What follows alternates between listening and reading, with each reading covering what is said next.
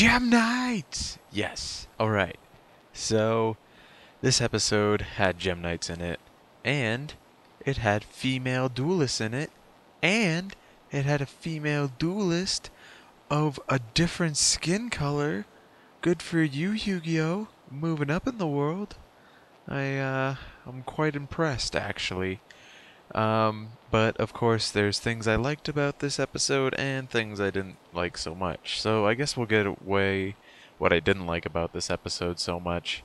Um, the fact that like the duel was so short, like this was pretty much Yuzu's opening duel, I guess, and it's impressive to see like at episode 10 we've seen two female duelists duel for a Yu-Gi-Oh series. It's very impressive, but at the same time, like the whole duel didn't even last a whole episode, so I mean, I guess that kind of dampers on the fact. And I'm also kind of quite sad because like Gem Knights, this was their episode to shine, and shine. See what I did there? But they didn't last long because, well, they finished her off so quickly.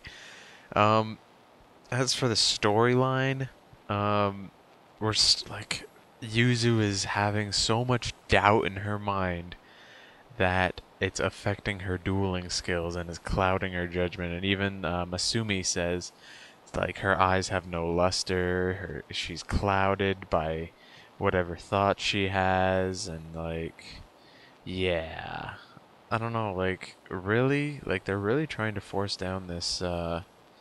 This Yuzu is having trouble believing that this masked man isn't Yuya or something. I don't friggin' know.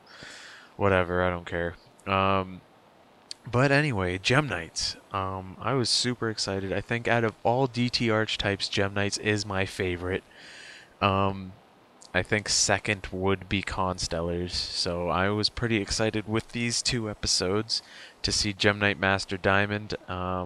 It was quite impressive. But once again, Masumi isn't a person that I see that fits Gem Knights. Um, it's the same for the guy who played Constellars. I don't feel like they fit the deck role at all, because when I think of Gem Knights is said to be the love child of Jesse and Jaden's decks mixed together. So Crystal Beasts and Heroes mixed together to make Gem Knights. And so when I look at Masumi, I'm not saying because she's a girl or whatever, but it's just saying like I don't know. It just doesn't, like, her attitude does not fit what Gem Knights, like what I think about Gem Knights. You know what I'm saying? But whatever. So Gem Knights win. That's awesome. I didn't see any new cards used, which is quite sad because I really want some new support for Gem Knights. Maybe like a Rhoda for Gem Knight cards. I don't know. That'd be that's me being wishful. That's me being hopeful right there. But yeah, so then we move on to the next duel. Sora is just like, man, I don't really give a fuck about this guy. You can duel for me. So I'm not even mad because like I wanted to see Sora duel, but at the same time, Go Gensika switches out with him, so I'm pretty happy with that. So Go Gensika is like, I have to say, Sora and Go Gensika right now are probably my top two favorite characters in this series, and that's not really saying a lot, but like, you know what I'm saying. Go Gensika's awesome. I love him. So, so we get to the duel with Go Gensika versus Yaiba, and it just begins, and he's already synchro summoned two X-Saber monsters, and I was like, yes, X-Sabers. It's pretty sick. I can't wait for next week's episode because we get to witness X-Sabers. Um, like, I was never really into X-Sabers, but actually witnessing this episode at the beginning of his duel, it was actually quite exciting. Kind of made me want to make X-Sabers. I'm not going to lie to you guys. Kind of excited for Go Gensika's debut duel because we haven't really seen him duel yet, so Heavyweight Samurais is going to be pretty sick.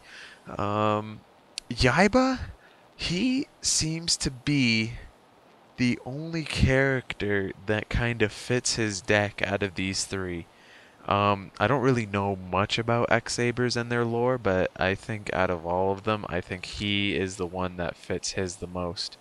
But yeah, I'm really excited for next week's duel. Go Gensuka is gonna be wicked. Sora is just not giving a fuck. It's gonna be wicked.